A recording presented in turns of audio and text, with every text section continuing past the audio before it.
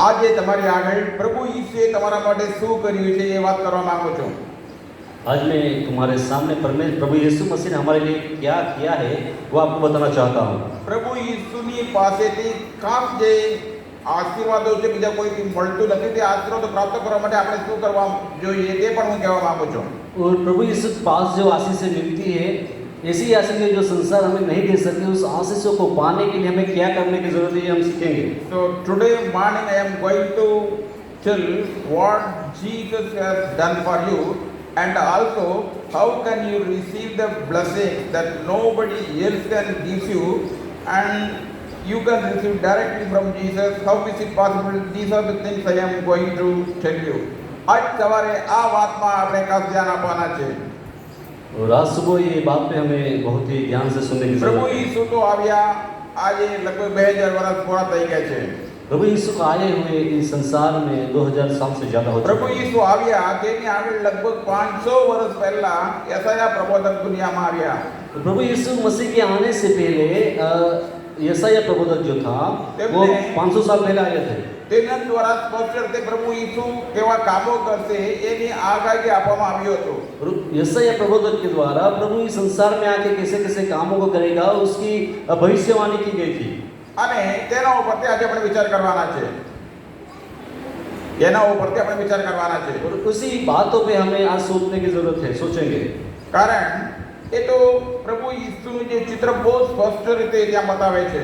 क्योंकि यशाया प्रबोधक जो है प्रभु यीशु मसीह का जो चित्र है वो बहुत ही स्पष्ट रीति से बताता है. પ્રભુ ઈસુના વખતે બધા યહૂદી લોકો પ્રભુ ઈસુના આગમન અથવા મસીહાનો આગમનની રાહ જોતા હતા. और प्रभु यीशु के समय जो लोग थे वो प्रभु के आगमन की बाट देख रहे थे. પણ પ્રભુ ઈસુના જે હેતુ છે તે સમજવા વગર અથવા મસીહાનું જે દુનિયામાં આવવાનો હેતુ તે સમજવા વગર મસીહાનું રાહ જોતા હતા. और वह लोग प्रभु यीशु के आने के उद्देश्य को समझे बिना ही वो मसीहा के आने की बाट देख रहे थे. અને તેના લીધે પ્રભુ ઈસુને તેઓ મસીહા તરીકે સ્વીકાર કરી શક્યા નહીં. और इसी कारणवश उन लोगों ने प्रभु यीशु मसीह को मसीहा की रीति से स्वीकार न किया. એ લોકો એમ સમજતા હતા કે મસીહા આવશે, રોમન સરકારને અમારી પાસેથી હટાવશે, યરુશલેમમાં મસીહાનું રાજ્ય સ્થાપન કરશે અને આખા દુનિયાના લોકો મસીહાનું માનશે. और वो यहूदी लोग यह समझते थे कि मसीहा आएगा और रोमन सरकार का जो साम्राज्य उसको नष्ट करेगा और पूरे विश्व में प्रभु की महिमा को प्रकट करेगा. પણ પ્રભુ ઈસુ તો આમ એક દુઃખ વેઠનાર મસીહ તરીકે આવવાના હતા. આપણા પાપો અને આપણા રોગોને પોતાના શરીરમાં રહીને મરણ પામવાના હતા, તે સમજતા ના હતા. लेकिन जो यहूदी लोगों की मानसिकता, उनके विचार को विपरीत प्रभु यीशु मसीह ये संसार में एक सामान्य व्यक्ति के रूप से आके दुखों को उठाना, ये सब बातें होने वाली थी, वो समझते नहीं थे. Lord Jesus has come as a suffering servant. He wanted to take our sufferings in his body. He wanted to take the punishment for the sin in his body, and he wanted to suffer for all the things. But that the Jews at that time didn't understand that. જે વખતે પ્રભુ ઈસુના વખતે જે યહૂદીઓ હતા આ વાતમાં તેમનું મનમાં કઈ ઉતર્યું ના હતું. और उस समय जो प्रभु यीशु के मसीह के समय में जो यहूदी लोग थे, ये प्रभु की जो घटनाएं घटने वाली थी ये उनके दिमाग में न उतरी. પણ જ્યારે સૌથી પ્રથમ માણસ પાપ કર્યો ત્યારથી પ્રભુ નક્કી કર્યું આ પાપનું નિવારણ માટે મસીહા આજે આવવા જોઈએ અને રસ્તા કરવા જોઈએ. लेकिन पहले आदम ने जब पाप किया तो तभी से प्रभु ने यह निश्चित किया था कि एक सामान्य इंसान के रूप में आके उनके पापों का प्रायश्चित करे. અહીંયા લખ્યું છે જ્યારે મસીહનું મરણ થાય છે ત્યારે તે જોવા માટે સુંદર ના હતો. लेकिन यहाँ लिखा गया है कि प्रभु यीशु मसीह को जब क्रूस पे मारा गया तो देखने के लिए बहुत सुंदर नहीं था. આકર્ષી શકાય એવું કોઈ રૂપ ને તેની પાસે ના હતો. उसको देख सके ऐसा कोई अच्छा रूप उसमें नहीं था. બધા તેને દુઃખી, બિચારા, લાચારા એમ કહેતા હતા. और सब लोग उसको दुखी और बेचारा लोग समझते थे. પણ દેવનું વચન શું કહે છે? કલમ 4 કહે છે 53:4. ये परमेश्वर का वचन 53वां अध्याय 4थी कलम क्या कहती है? તેણે આપણા દુઃખ પોતાના માથા પર લીધા છે. और कहती है कि उस निश्चय उसने हमारे रोगों को सह लिया है. અને આપણા રોગોને પણ તેણે ઉપર લઈ લીધા છે. हमारे लोगों को भी उसने अपने ऊपर ले लिया है. 5 કલમમાં લખે છે આપણા ઉપર જે પાપનો દંડ આવવા જોઈએ તે તેના શરીરમાં લઈ લીધા છે. और पांचवी कलम यह कहती है कि जो पाप हमने किए, जिसका दंड हमें मिलने वाला था, उसने अपने ऊपर ले लिया है. પાપ તેણે કંઈ કર્યું નથી उसने कोई पाप नहीं किया. અને બધા લોકો તેની પાસે કંઈ પણ એક ગુના પણ મળે તેના માટે બહુ પ્રયત્ન કરતા હતા, પણ એક પણ ગુના પ્રભુ ઈસુની પાસે તેઓ જોઈ શક્યા નહીં. और सब लोग जो प्रभु को मारने वाले थे, वो प्रभु के पास ऐसे गुनाह को ढूंढते थे, लेकिन एक भी प्रभु यीशु के पास उन्होंने गुनाह को नहीं पाया. પણ આપણા પાપોને એ પોતાના માથા પર લઈ લીધો, लेकिन हमारे पापों को प्रभु यीशु ने अपने सर के ऊपर ले लिया. પાપના દંડને પણ તે લઈ લીધો. हमारे पापों की सजा, शिक्षा को भी उसने अपने ऊपर ले અને लिया. બાઇબલ કહે છે તેના તોલથી આપણને સાજા પણ મળે છે. और बाइबल यूँ कहती है कि उसके घोड़े खाने से हमें चंगाई मिलती है. આપણને શાંતિ પ્રાપ્ત થાય તેના માટે તેને શિક્ષા કરને લખ્યું और છે. हमें शांति प्राप्त हो, इसलिए उसको शिक्षा की गई. કોઈ 4 અને 5 કલમ વાંચી સંભળાવી શકે? 53 4 અને 5. પછી તેણે આપણા દર્શનમાંથી લીધા છે ને આપણા દુઃખ વેઠ્યા છે, પણ આપણે તો તેને હણાયેલો, ઈશ્વર માર પામેલો તથા પીડિત થયેલો માન્યો. પણ આપણા અપરાધોને લીધે તે વિંધાયેલો, આપણા પાપોને લીધે તે કચરાયેલો. આપણને શાંતિ પ્રાપ્ત કરવાના માટે તેને શિક્ષા થઈ ને તેના સોટ આપણને સાચુંપણું મળ્યું છે. અહીંયા લખ્યું છે તે વિંદાયો અને કચડાયો. और यहाँ लिखा गया है कि उसको तुच्छ जाना, उसको क्रूस पे चढ़ाया गया. અને પ્રભુ ઈસુનું મરણ કેવી રીતે થાય એ પહેલાથી નક્કી હતો. और प्रभु यीशु को कैसे मारा जाए, ये पहले से ही नक्की किया था, निश्चित किया તેના था. હાથ અને પગમાં કિલ્લાથી તેને વિંધવામાં આવ્યા. और पहले से निश्चित था कि उसके हाथ और पैरों में कीले मारे जाए. કોરડા માર કરીને તેના શરીરને કચડાવવામાં આવ્યા. और घोड़े के मार से उसके शरीर को घायल किया गया. કારણ આપણા સર્વના પાપના જે દંડ છે તેના શરીર ઉપર પ્રભુ ઈસુ સ્વીકારવાના હતા.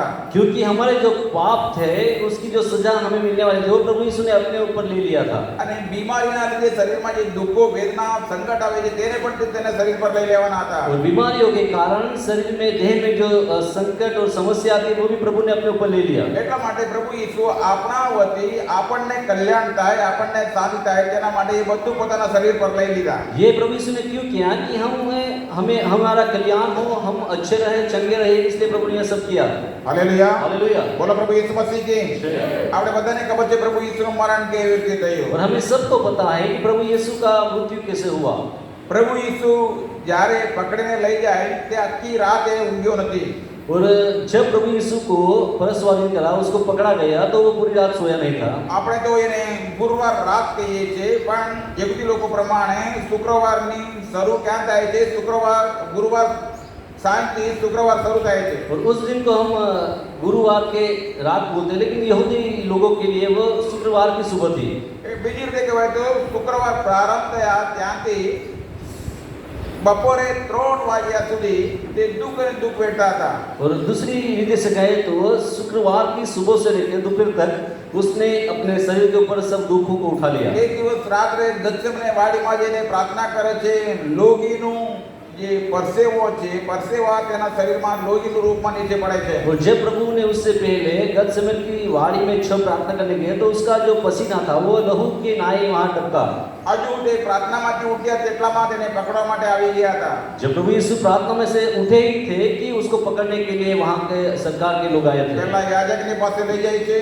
और प्रभु यीशु को पहले याजक के पास ले जाया गया. પિલાત રાજાની પાસે, પિલાત જે ગવર્નર હતો તેની પાસે લઈ જાય છે. उसके बाद उन्होंने पिलात के पास लेके गए. હેરોદ રાજાની પાસે લઈ ગયા बाद में हेरोदस के पास ले गए. અને ફરીથી પિલાતની પાસે લઈ और આવ્યા. वापस उसको पिलात के पास लेके जाते અને हैं. એટલી વારમાં તો તેના ઉપર પાટો બાંધીને તેને મસ્કરી કરવાનું, નિંદા કરવાનું, તેના ઉપર થૂકવાનું બધું તે ચાલુ જ રાખતા હતા. और उस बीच प्रभु यीशु के ऊपर आंखों के ऊपर पट्टियां बांधकर उसको मारना, उसमें थूकना, ये सब उसका मजाक उड़ाना चालू था. તેને મસ્કરી કરવાનું, उसका मजाक उड़ाना, તેને નિંદા કરવાનું उसकी निंदा करना, અને જેટલું દુઃખ માનસિક રીતે આપી શકે એ બધું તે આપતા હતા. और मानसिक रीति से जितना भी दुख दे सकते थे, वो दुख उन लोगों ने प्रभु यीशु को दिया था. પિલાતે એમ વિચાર્યું આ માણસને ખોટા મરાવીએ તો પછી જોઈને બીજાને દયા આવી જાય, પછી તેને છોડી દેવા માટે કઈ તેમ કરીને વિચાર કરતો હતો. और पिलात यूँ सोचता था कि यदि उसको कोड़े मारे जाए तो उसका जो घाव है देख के दूसरों को उसमें दया आएगी और उसको छोड़ देने के लिए बोलेंगे. કોરડા કેટલી વાર મારે?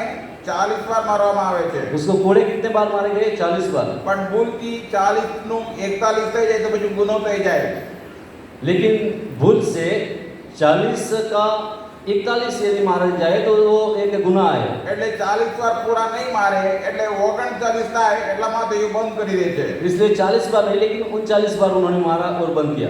એક વાર ખોટા મારીને એનું શરીરમાંથી માંસ નીકળે, લોહી નીકળે અને તેને નિશાની દેખાય એ પ્રમાણે બહુ ક્રૂર રીતે તેને મારવામાં આવે છે. और जितनी बार उसको कोड़े मारे गए उसका वो जो चमड़ी थी उधड़ के उसका खून निकलता था। એ આમ તેમ કસી ન શકાય, તેનો હાથને તાંબલા સાથે પકડી બાંધી મૂકે પછી જ તેને મારે. प्रभु यीशु यहाँ इधर उधर भाग गया इसलिए उसके दोनों हाथों को खंबे से बांधकर उसको मारा गया था। એટલું બધું દુઃખ એ લોકો જોયા પ્રભુ ઈસુનું માર જોયા તો પણ જ્યારે પિલાત પૂછે છે આ ઈસુને હું છોડી મૂકવા માંગુ છું. और प्रभु यीशु का इतना दुख देखा, प्रभु को जो पीड़ा हुई थी देख कर पिलात कहता है कि प्रभु को मैं छोड़ना चाहता हूँ। એ કહે છે અમારા માટે બારાબાસને છોડો પણ ઈસુને નહીં છોડવાનું. लेकिन उन लोगों ने कहा कि हमारे लिए उस बाराबास को छोड़ो लेकिन यीशु को मत छोड़िए। તો આ ઈસુને શું કરવાનું મારે? ઈસુને મારે શું કરવાનું છે? तो पिलात ने कहा प्रभु यीशु को मैं क्या करूं? એને પદસ્તંભે મારો એમ કરીને કહે છે. तब लोगों ने कहा उसे वधस्तंभ पे जलाया जाए। એમ નથી કીધું મરણની સજા આપો, उसको ऐसा नहीं कहा कि उसको मार डाले, પણ પદસ્તંભે તેને મારી નાખવાનું. उसको वधस्तंभ पे मारा जाए। કારણ યહોવા દેવની ઈચ્છા હતી પ્રભુ ઈસુ વધસ્તંભે તેનું કિલ્લા એનું તવા જોઈએ, કિલ્લાથી તેને મારવા જોઈએ, એનું સજા થવા જોઈએ. એ યહોવા દેવની ઈચ્છા હતી. परमेश्वर की यह इच्छा थी कि प्रभु यीशु को क्रूस पर कीले मार के मारा जाए। એ બધા કોના માટે? यह सब किसके लिए? આપણને ખાસ જે બે આશીર્વાદો છે દુનિયા બીજા કોઈ તરફથી મળતા નથી પણ પ્રભુ ઈસુ તરફથી મળે તેના માટે. यह सब इसलिए है कि प्रभु परमेश्वर की ओर से जो दो आशीर्वाद जो हमें संसार नहीं दे सकते, इसे आशीर्वाद को पाने के लिए सब किया गया। એ પહેલો આશીર્વાદ છે પાપોની માફી और पहला जो आशीष है वो है पापों की क्षमा અને પાપોની છુટકારો. और पापों से छुटकारा। દુનિયામાં આજે કોઈ પણ કેટલા બધા જે ગુરુઓ છે, પ્રચારકો છે, પણ કોઈ એમ નહીં કહી શકતા મારી પાસે આવો હું તમને પાપોની માફી ના આપી શકું. आज संसार में कई ऐसे प्रचारक है, गुरु है कि वो आपसे ये नहीं कह सकेगा कि आप मेरे पास आइए मैं आपको अपनी पापों की क्षमा दूंगा, माफी दूंगा। કોઈ પણ પ્રભુ ઈસુ સિવાય બીજો કોઈએ કહી શકતા નથી તમે મારી પાસે આવો પાપોની માફી મળવા માટે રસ્તો છે એમ કરીને કોઈએ કહી શકતા નથી. आज तक संसार में प्रभु यीशु के बिना किसी ने नहीं कहा कि आप मेरे पास आइए मैं तुम्हें पापों की माफी दूंगा। પણ પ્રભુ ઈસુ જો મરણ નથી પામ્યા તેને આગળથી તેણે જાહેર કર્યું માણસના દીકરાને પાપોની માફી આપવાનો અધિકાર છે.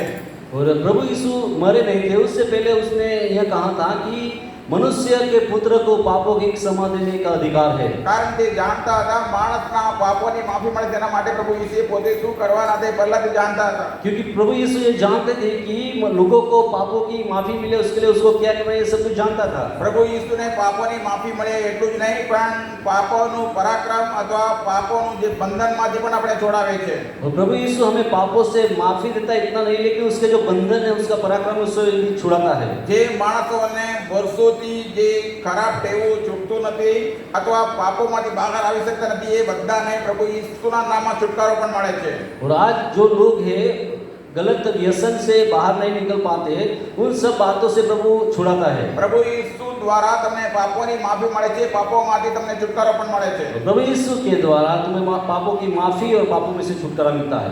Because of Jesus Christ you are receiving the forgiveness of sin and also the deliverance from the sin. પ્રભુ ઈસુના લીધે આ અદ્ભુત કામ આપણા જીવનમાં થાય છે. प्रभु यीशु के द्वारा यह अद्भुत काम हमारे जीवन में होता અને है। બીજો આશીર્વાદ છે પ્રભુ તમને જે દુનિયામાં ડાક્ટર દવાથી સારું ના થાય તેવા બીમારી એને પ્રભુ તમારા માટે સારું કરે છે. और दूसरा जो आशीष है ये संसार में जो डॉक्टर लोग हैं जिनके द्वारा आपकी बीमारियों को चंगा नहीं कर सकते वैसी बीमारियों को प्रभु यीशु चंगा करता है। કારણ અહીંયા લખ્યું છે પ્રભુ ઈસુએ આપણા દર્દ અથવા આપણા બીમારીઓને પોતાના માથા પર લીધા છે. क्योंकि बाइबल में यूं लिखा गया है कि उसने हमारे बीमारियों को अपने सिर पर ले लिया है। જ્યારે આપણે વિશ્વાસ કરીએ કે પ્રભુ ઈસુ મારા માટે મરણ પામ્યા, મારા બીમારી ઈસુના મરણ દ્વારા મને મારા બીમારીમાંથી છુટકારો મળે તે જ ઘડીએ તમે છુટકારો પામી શકશો. जब आप विश्वास करते हैं कि प्रभु यीशु के मृत्यु के द्वारा मुझे मेरी बीमारियों से छुटकारा मिलता है उसी वक्त आपको चंगाई मिलती है। Jesus Christ died not only for the forgiveness of sins but also to heal the sick people so that we can receive the healing from Jesus. પ્રભુ ઈસુ ફક્ત પાપોની માફી મળે એટલા માટે નહીં પણ માંદા લોકો સારા થાય તેના માટે પણ મરણ પામ્યા, તેથી આપણે સાજા પણ પામી શકીએ. प्रभु यीशु सिर्फ पापों की माफी देने के लिए नहीं, लेकिन जो बीमारी में लोग हैं उनको चंगाई देने के लिए भी अपना खून बहा के मरा है। આ પાપોની માફી છે અને સાજા પણ એમને એમ નથી મળતો. ये पापों की क्षमा और चंगाई हमें ऐसे ही नहीं मिलती है, આપણે તેના પર વિશ્વાસ કરવા જોઈએ. हमें उस पर विश्वास करने की जरूरत है તેના વાત પર વિશ્વાસ કરવા જોઈએ. और उसकी बातों पे विश्वास करने की जरूरत આપણે है। એવા લખેલી વાર્તા 4 અધ્યાય, ત્યાં એક ઘટના આપણે જોઈશું. यूहन्ना 4 अध्याय યોહાન લખેલા અધ્યાય 4 અધ્યાય, John chapter 4 verses 43 to the end. 43મી કલમ ત્યાં વાત લખવામાં આવ્યા છે. यूहन 4 अध्याय और 43वीं कलम से यह बात लिखी है। ત્યાં લખ્યું છે સુબેદાર એટલે રોમ સરકારના 1000 માણસોનું જે આર્મી છે તેના ઉપરના જે માણસ હતો. और वहाँ लिखा गया है कि जो रोम सरकार के जो सूबेदार था, जो 1000 लोगों के ऊपर जो ऊपरी था, તેનો એક જ છોકરો હતો. उसका एक ही बेटा था એ એકદમ મરવાની આડી પર આવી ગયો હતો. તાવ તેના શરીરમાંથી નીકળતો ના હતો. और वह लड़के के शरीर में इतना बुखार था कि वो मृत्यु की स्थिति में आ गया था। પણ જ્યારે પ્રભુ ઈસુ નજીકના ગામમાં આવ્યા છે તેને વાત મળે છે એટલે પ્રભુ ઈસુને તે મળવા જાય છે. लेकिन जब उस सूबेदार को पता चलता है कि प्रभु यीशु यहाँ नजदीक के गांव में है, तो प्रभु यीशु से मिलने के लिए वो सूबेदार चला એમ जाता કહે है। છે પ્રભુ ઈસુ આવો, મારો એક ને એક છોકરો છે તેને સારું કરો. तो प्रभु से कहता है, प्रभु आप आइए और मेरा एक बेटा है उसको चंगाई दीजिए। પ્રભુ ઈસુએ શું કીધું? 48મી કલમમાં શું લખ્યું છે? लेकिन प्रभु यीशु ने यीशु ने कहा, जब तक तुम चिन्ह और अद्भुत काम न देखोगे तब तक कदापि विश्वास न करोगे। Until you see the miracles, you will not have faith or belief so that you can be healed. પ્રભુ એમ કહે છે તમે ચમત્કારો જોવા વગર તમે વિશ્વાસ કરી શકતા નથી. प्रभु कहता है कि तुम अद्भुत कार्य और चमत्कार देखे बिना विश्वास नहीं कर सको। આ જે સુબેદાર હતો વિશ્વાસી ના હતો, કારણ કે રોમ સરકારના પ્રતિનિધિ હતો, રોમન પ્રજા હતો, જે યહૂદી ના હતો. और यह सूबेदार जो था वो प्रभु को मानने वाला नहीं था, वो रोमन सरकार का यहूदी एक अधिकारी था। આટલું પ્રભુ ઈસુ કીધું તો પછી પણ તે કહે છે મહેરબાની કરીને તમે આવો, મારા છોકરો મરે તેને આગળ આવો તો તે બચી જશે. और यह प्रभु की बातों को सुना, फिर भी उसने कहा कि आप आइए और मेरे बच्चे को आप आके चंगा પ્રભુએ कीजिए। તેને જવાબ આપે છે 50મી કલમમાં. तो प्रभु ने उससे कहा 50वीं कलम में, વાંચીએ. ઈસુ તેને કહે છે કે ચાલ્યો જા, તારો દીકરો જીવતો રહ્યો છે. હાલેલુયા. હાલેલુયા. એમ કહે છે ઘરે નથી ગયા, તેને એમાં એટલું જ કહે છે ચાલ્યો જા, તારા દીકરો જીવતો રહ્યો છે. प्रभु यीशु ने सूबेदार से कहा कि चला जा, तेरा बेटा जिंदा है। પણ અહીંયા ચમત્કાર કેવી રીતે થયા એ પાછું પ્રભુ ઈસુની પાસે લઈને પ્રભુ એવું નહીં બોલો તમે જરૂર આવો એમ કરીને એણે કીધું નથી. लेकिन यह चमत्कार के सवा के उस यहूदी ने ऐसा नहीं कहा कि ऐसे मत बोलिए, आप पहले आइए। પ્રભુ ઈસુના વાત પર તે માન્યો. लेकिन उस व्यक्ति ने प्रभु की बात को माना। તાત્કાલિક બસ પ્રભુ ઈસુએ કીધું કે મારા છોકરો સારો થઈ જાય એમ કરીને તે ઘરે પાછો निकलिया। और जिस वक्त प्रभु ने कहा कि तू चला जा, तेरा बेटा जीवित है, यह बात सुन के उसने माना और अपने घर पे चला एक गया। દિવસે નજીક પહોંચ્યા, બીજા દિવસ સવારે ત્યાં પહોંચે છે। उसको घर पे जाने के लिए 2 दिन लग गए, दूसरे दिन वहाँ पहुंचा। બીજા દિવસે પહોંચે અને છોકરો એકદમ સારો હતો और जब वो दूसरे दिन घर पे पहुंचा तो बच्चा बहुत ही तंदुरुस्त और ठीक था। અને કહે છે તમારા છોકરો ક્યારે સારા થયા? और उसने कहा कि तुम्हारा बेटा कब अच्छा हुआ? જવાબમાં પેલા તેના ઘરના લોકો કહે છે 53માં કલમમાં લખ્યું છે, વાંચો। तब उसके घर के लोगों ने जवाब में कहा 53वीं आयत में, એથી બાપાએ જાણ્યું કે જે ઘડીએ ઈસુએ મને કહ્યું હતું કે તારો દીકરો જીવતો રહ્યો છે, તે જ ઘડીએ એ થયું. બસ એટલે ગઈકાલે એણે કીધું તારા દીકરો જીવતો થયો અને તે જ ઘડી અહીંયા શું થઈ ગયું? તેના છોકરો સારો થઈ ગયો હતો। और उसके सुनने में आया कि उसको याद आया कि जिस घड़ी प्रभु ने उससे कहा कि तेरा बेटा जीवित है, तब उसको पता चला कि उसी समय प्रभु ने उसके बेटे को चंगा આજે किया પણ था। તમારા શરીરમાં કઈ સમસ્યા છે, બીમારી છે, તમે એક વાત ધ્યાનથી સુનો। आज भी यदि तुम्हारे जीवन में कोई समस्या या बीमारी है तो प्रभु की बात को एक बार जरूर તમે सुनो। વિશ્વાસ રાખો, પ્રભુ તમારી બીમારી પોતાના શરીર પર લઈ લીધા। आप विश्वास रखिए कि प्रभु ने आपकी बीमारियों को अपने ऊपर ले लिया है। પ્રભુ ઈસુના વધસ્તંભના મરણના લીધે મારી બીમારીમાંથી મને છુટકારો મળે છે। प्रभु यीशु के क्रूस पे मारे जाने से मुझे मेरी बीमारियों से शिफा मिलती है। If you have some problem in your body, just believe that Jesus has died in the cross and taken away all your diseases upon the cross upon himself. જ્યારે આ જે રીતે તમે વિશ્વાસ કરો અને પ્રભુનો આભાર માનો ત્યારે તમારા શરીરમાંથી બીમારી નીકળી જાય. और जब इस रीति से आप विश्वास करते हो, प्रभु का धन्यवाद करते हो, तो आपकी जीवन से बीमारियां निकल जाती है. જ્યારે તમે વિશ્વાસ કરો ત્યારે તાત્કાલિક તમે ધન્યવાદ કરો. और जब आप प्रभु में उस बात को विश्वास कर रहे थे, उसी वक्त प्रभु का धन्यवाद कीजिए. શુક્રવારે એક અદ્ભુત બનાવ બની હું તમને કહેવા માંગુ છું. शुक्रवार को एक अद्भुत घटना घटी है, मैं आपको बताना चाहूंगा. સુરતથી તમે કદાચ કેટલા જાણો છો તે ભાઈ મારા પર ફોન કરેલો. सूरत से एक जो હા જવાબ अंकल जॉर्ज करके उसने पास्टर से फोन किया. એમને કેટલી વાર અહીંયા આવ્યા છે અને આગળ તો દવા બધાને સારું કરવા માટે બધું સાધનો લઈને મને બધું આવડે ચેક કરીને ફરતો હતો. वो पहले यहाँ चर्च आता था और उस समय आने के वक्त वो आयुर्वेदिक दवाओं का वितरण करता था जिससे लोग अच्छे हो सके. એની પાસે બહુ આવડત છે. और उसके पास बहुत ही टैलेंट था. હમણાં તેની ઉંમર 70 વધારે છે. और आज उसकी एज 70 साल से ज्यादा है. એ કહે છે મને ફોન કરેલા બાલાસિંહભાઈ જ્યારે જ્યારે હું તકલીફ પડું છું ત્યારે હું તમારા પર ફોન કરું. और पास्टर को फोन करके कहा कि पास्टर साहब जब जब मुझे तकलीफ आती है मैं आपसे कॉल पे बात करता हूँ. મેં પૂછ્યું તમારે શું તકલીફ છે? और मैंने कहा आपको क्या समस्या है. મારા પગ અને હાથ સૂજી ગયો છે. और उसने अंकल ने कहा कि मेरे हाथ और पैरों में सूजन है. મારા ઉપરની ભાગ અહીંયા પેટની પાછળ દુખે છે અને નીચે કમરમાં પણ દુખાવો ચાલુ થઈ ગયો છે. और उसने कहा कि मेरे गर्दन के नीचे और कमर के भाग में बहुत ज्यादा दुख है.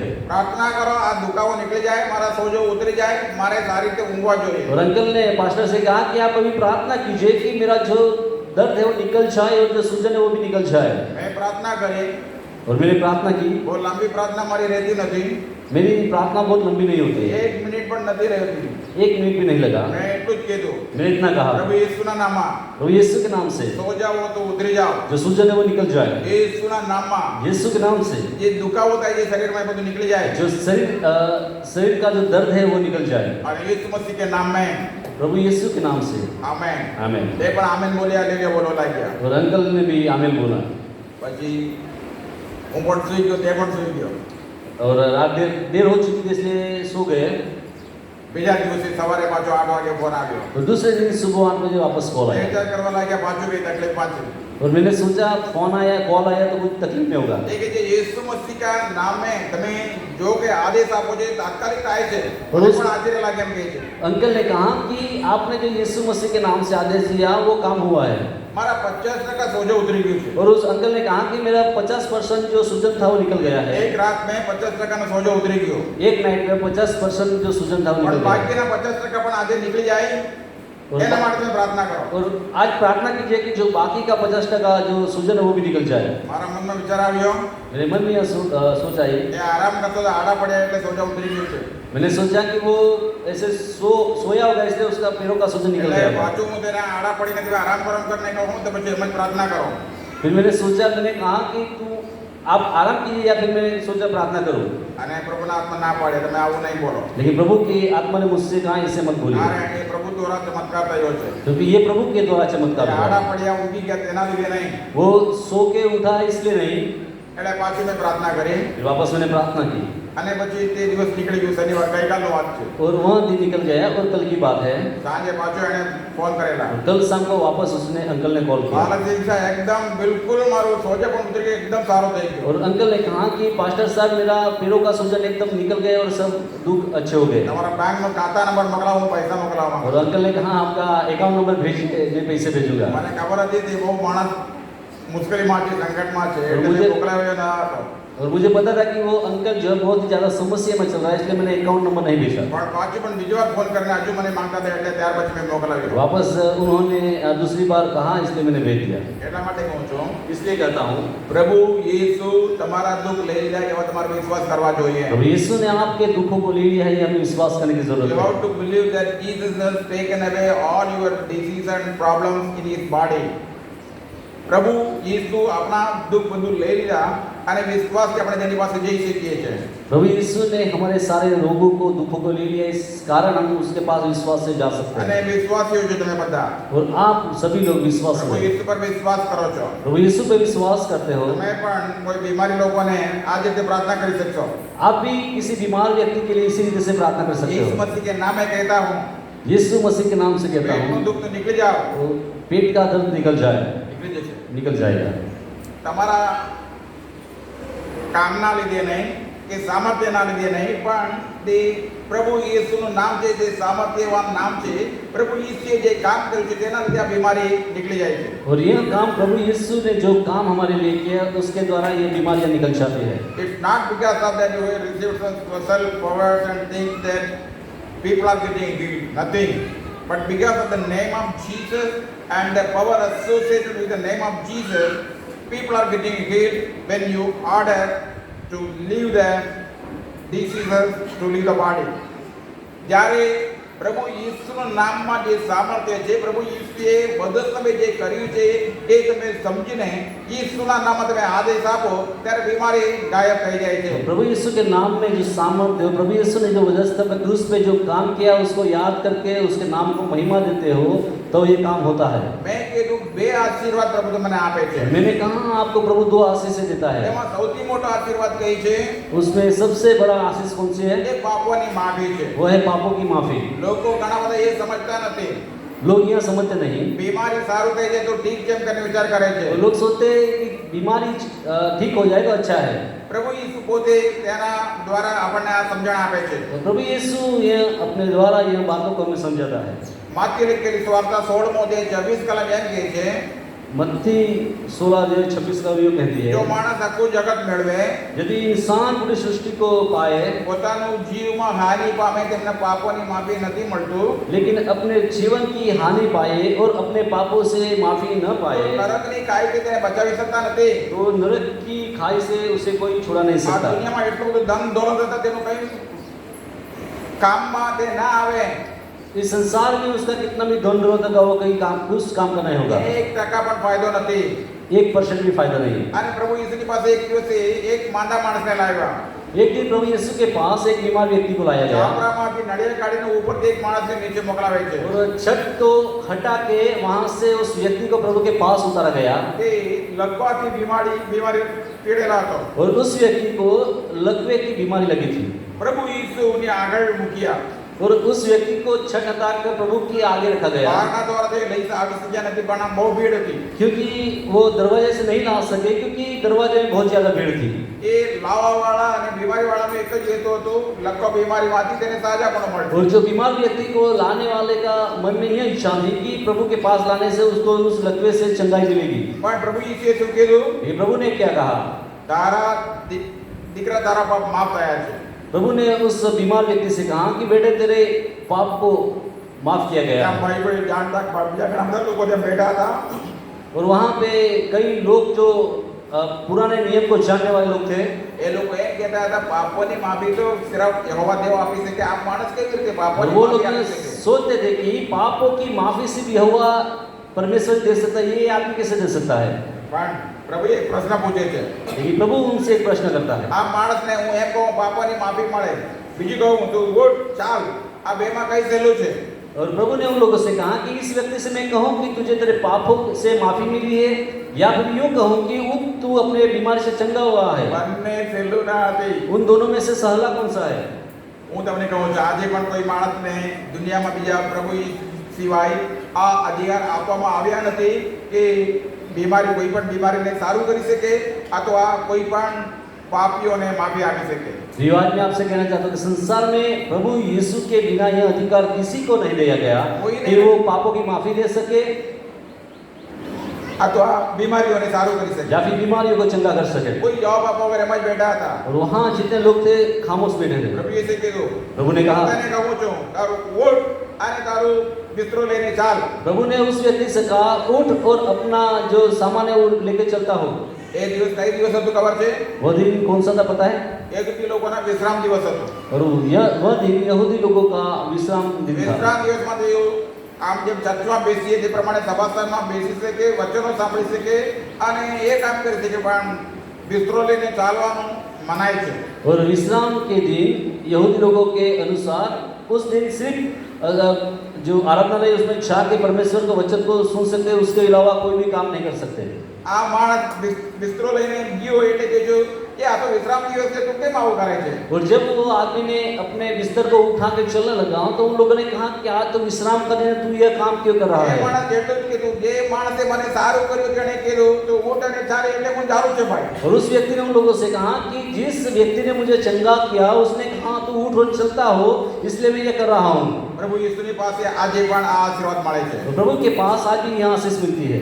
તમે કોઈ પણ પાપમાં પડેલા હોય, પાપમાં ફસાઈ ગયેલા હોય, પાપોની માફી આપે છે, તેમાંથી પ્રભુ તમને છોડાવવા તૈયાર છે. यदि आज आप किसी पापों में गिरे हो, किसी पापों में फंस गए हो, तो प्रभु उन पापों से आपको माफी दे सकता है. વિશ્વાસથી પ્રભુ ઈસુના મરણ ઉપર તમે વિશ્વાસ કરીને પ્રભુ ઈસુની પાસે આવવા જોઈએ. आपको प्रभु के पास विश्वास करके आना है. અને તમે કોઈ પણ પ્રકારના બીમારીમાં તમને આજે મુશ્કેલી છે અને એવું લાગે છે મને છુટકારો ના મળે, ચિંતા ના કરો, પ્રભુ ઈસુની પાસે તમને છુટકારો છે. यदि आप किसी मुश्किल या इस बीमारी में आपको लगता है कि मुझे चंगाई या छुटकारा नहीं मिलता, तो आप प्रभु के पास आइए, विश्वास ઈસુએ कीजिए. તમારા માટે વધુ સમય જે કર્યું છે તેના પર વિશ્વાસ કરવા જોઈએ. प्रभु ने आपके लिए क्रूस पे जो किया है, इस बातों पे विश्वास करने की અને जरूरत है. વિશ્વાસથી આ બંને આશીર્વાદોને તમારે માંગવાનું છે અને પ્રાપ્ત કરવાનું છે. और विश्वास से दोनों आशीषों को मांग कर उसे प्राप्त करने की जरूरत है. હાલેલુયા. हालेलुया. અને એ બંને આશીર્વાદ આ લખવાવાળાને મળ્યા. और यहाँ दोनों आशीष से उस लकवा वाले व्यक्ति को मिले. પાપોની માફી મળી पापों की माफी मिली અને લખવામાંથી બીમારી થયા.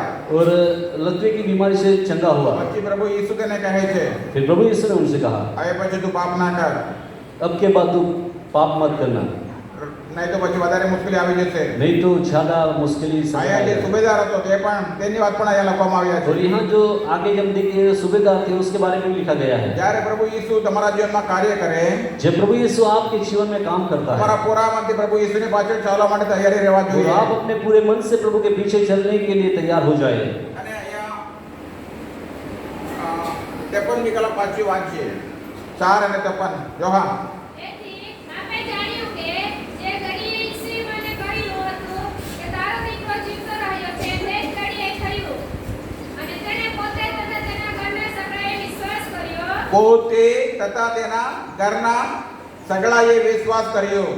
तब उसने और उसके परिवार सभी ने प्रभु पे विश्वास किया. હાલેલુયા. हालेलुया. આજે એક પ્રોબ્લેમ છે. आज एक समस्या है. બીમારીવાળાને જાઓ ભાઈ દેવળમાં, बीमारी वालों को बोलेंगे चर्च में जाइए. અને બીમારીવાળાની સાથે તેના ઘરના લોકો આવવા માંગતા નથી. और जो बीमार है उसके साथ उसके परिवार के लोग आना नहीं चाहते. દેવની ઈચ્છા એ તમારા માટે એ નથી. और परमेश्वर की इच्छा ये तुम्हारे लिए नहीं है. તમે સારા થાઓ, તમારા ઘરના બધા વિશ્વાસ કરે, એ દેવની ઈચ્છા છે. आप अच्छे हो जाओ, उसके द्वारा आपके परिवार के सभी लोग प्रभु पे विश्वास करें, ये बात सही है. પ્રેરિતોનું કૃત્ય 16મો અધ્યાય 31મી કલમમાં એમ લખ્યું છે प्रेरितों की पुस्तक 16 अध्याय 31 कलम में लिखा गया તું है, વિશ્વાસ કર, तू विश्वास कर, તું અને તારા ઘરના લોકો તારણ પામશે.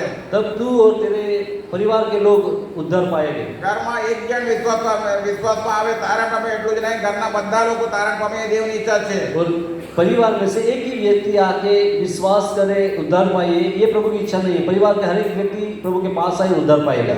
પૂરા મનથી પ્રભુ ઈસુ પર વિશ્વાસ કરવાનો એટલું જ નહીં, પૂરા મનથી આપણા કુટુંબ સાથે ચર્ચમાં આવવાનું, દેવનું મહિમા આપવાનું એ દેવની ઈચ્છા છે. और प्रभु की इच्छा यह है कि पूरे मन से पूरे परिवार के साथ प्रभु की स्तुति आराधना करें, उस पर विश्वास करें, ये प्रभु की इच्छा है. દેવને તમે ચેતરી ના શકશો. परमेश्वर को आप झूठ नहीं बोल सकते. અહીંયા આવીને હું તમને પૂછું કેવું છે, આ છોડી દે, બધું છે, બધું આપશો, હા હા હા બધા હા બોલ્યા જ કરો તમે. और जब आप यहाँ आते हो आपको कहते हैं आपने ये छोड़ा, वो सभी बातों पे हाँ करते हैं.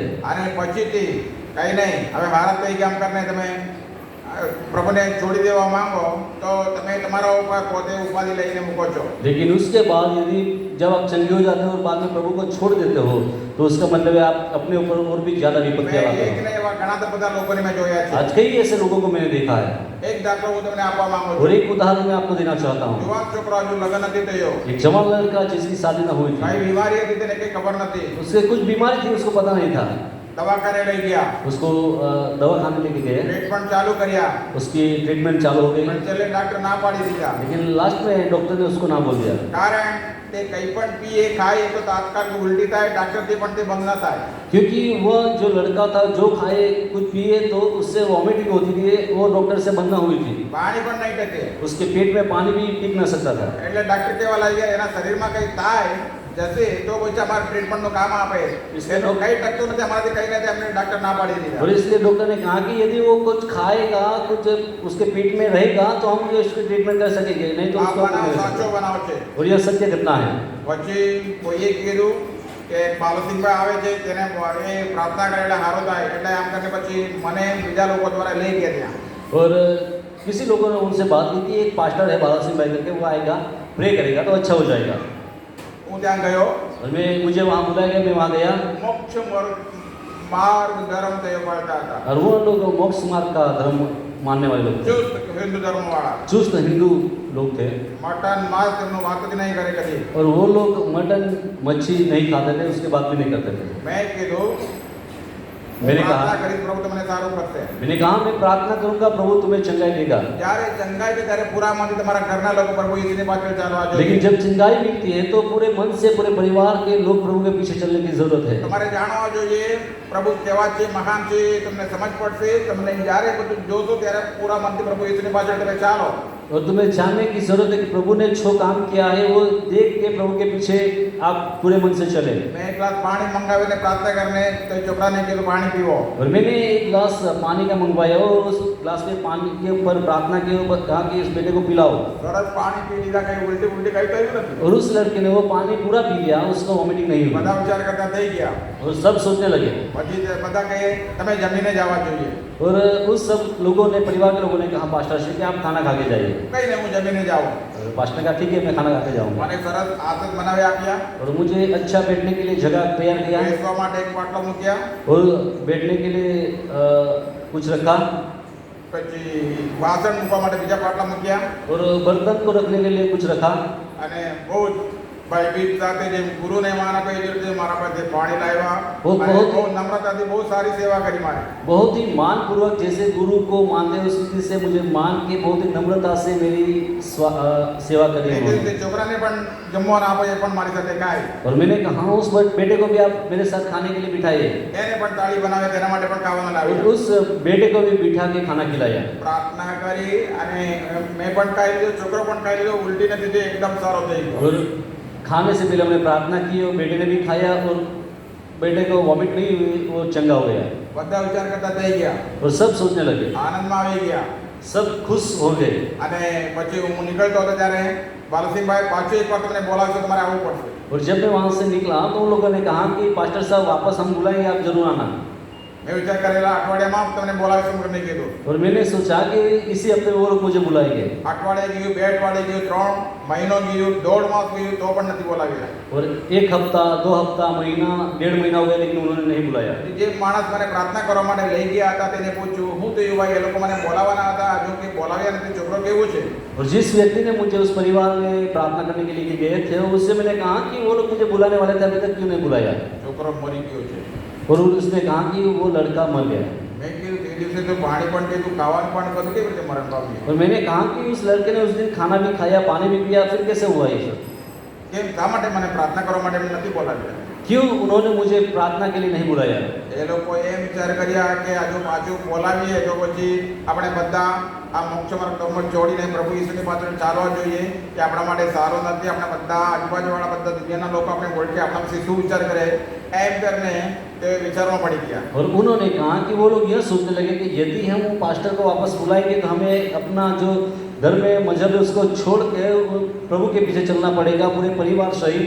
तो जो लोग हमें जानते वो हमारे बारे में क्या बात करेंगे, इसलिए उन्होंने नहीं बुलाया। એ લોકો એમ વિચાર કરાવે છોકરો તો ખાતા પીતા થઈ ગયા, હવે પાછું દવાખાને લઈ જઈએ એટલે તે હારા થઈ જાય. और उन लोगों ने सोचा कि लड़का तब खाने पीने लगा है, अब अच्छा हो गया है, तो अभी कोई प्रॉब्लम नहीं है। કારણ ડાક્ટર એટલા માટે ના પાડે ખાતા પીતો નથી બધું ઉલટી થાય છે એટલે મારાથી ટ્રીટમેન્ટ ના થાય। और डॉक्टर ने कहा था कि वो खा नहीं रहा, पी नहीं रहा, इसलिए मेरे से ट्रीटमेंट नहीं હવે होगी। ખાતા પીતા થઈ ગયા એટલે હારા થઈ ગયા એટલે આપણે પાછું દવાખાને લઈ જઈએ। और उन्होंने सोचा कि ये खाने लगा है, पीने लगा है, तो हम उसको दवा खाने लेके जाएंगे। શું થયું તમને ખબર છે? क्या वो पता है? 15 દિવસ પણ રહ્યો નથી।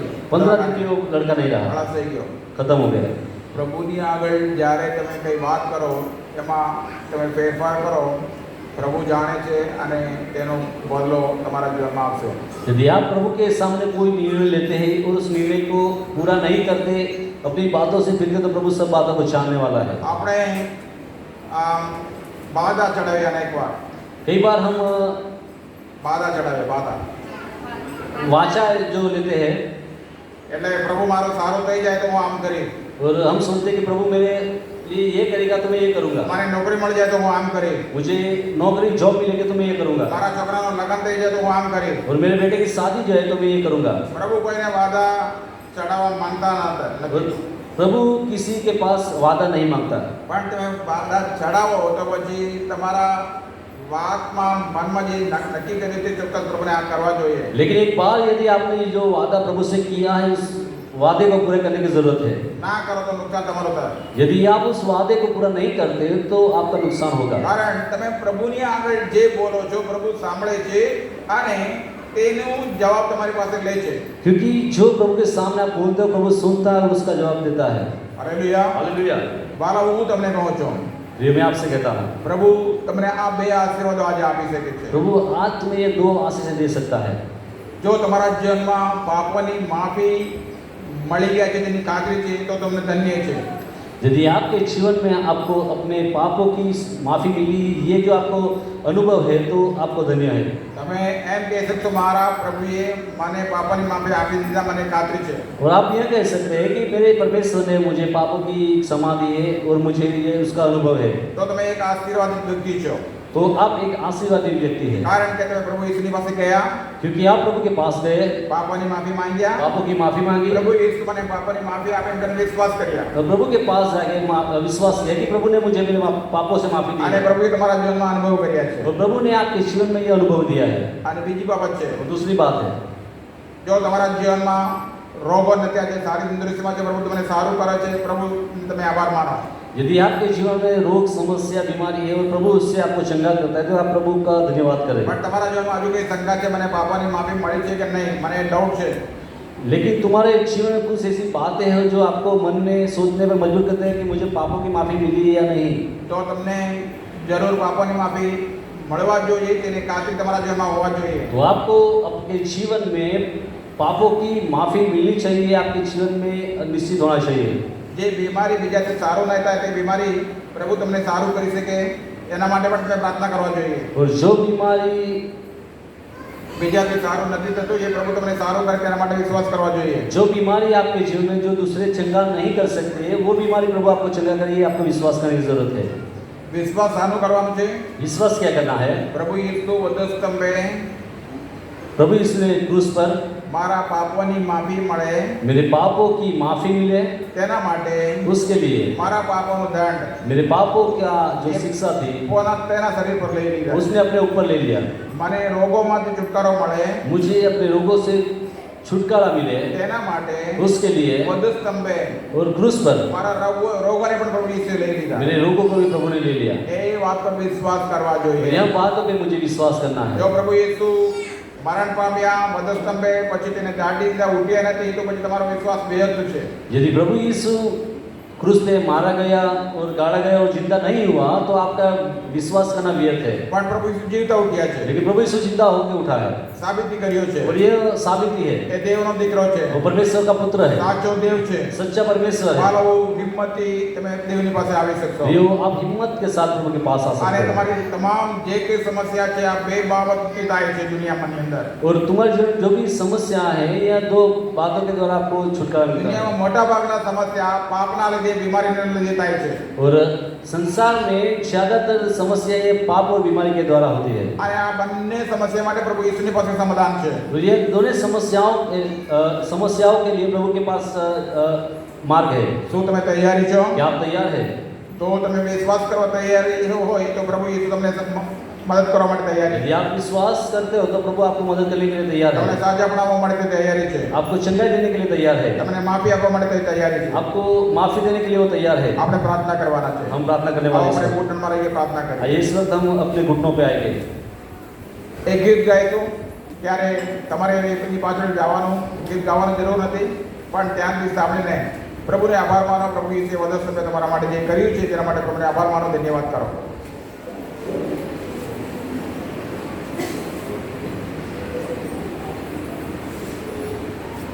जो क्रूज पे जो क्रूज पे एक गीत આપણે ગાઈશું મરિયમ આપણે માલ કરી क्रूज पे कुर्बान है ओ मेरा मसीहा है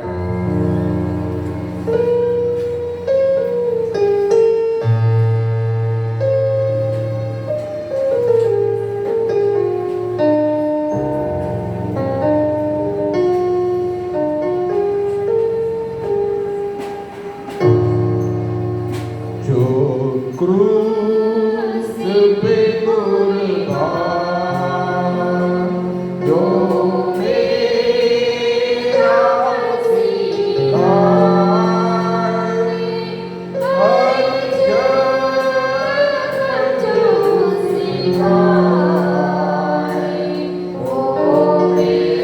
वो मेरे गुनाह वो मेरे गुनाह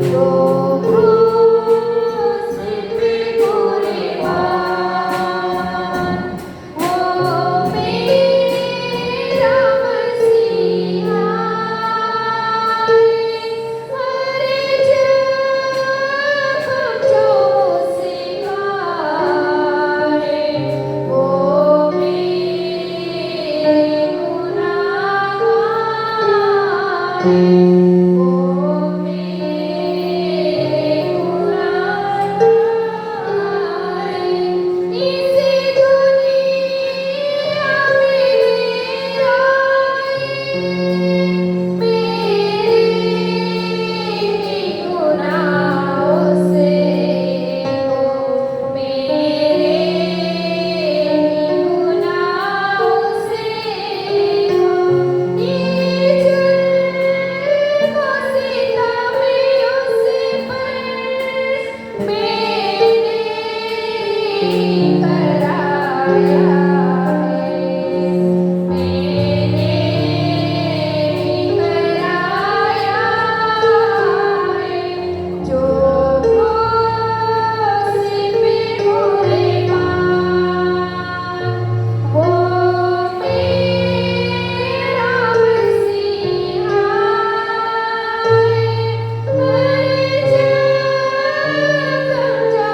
से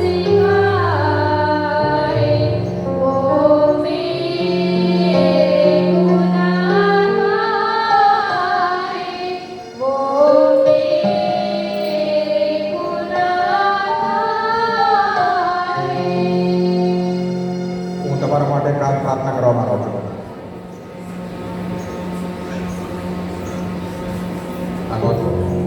હું તમારા માટે ખાસ પ્રાર્થના કરવા માંગુ છું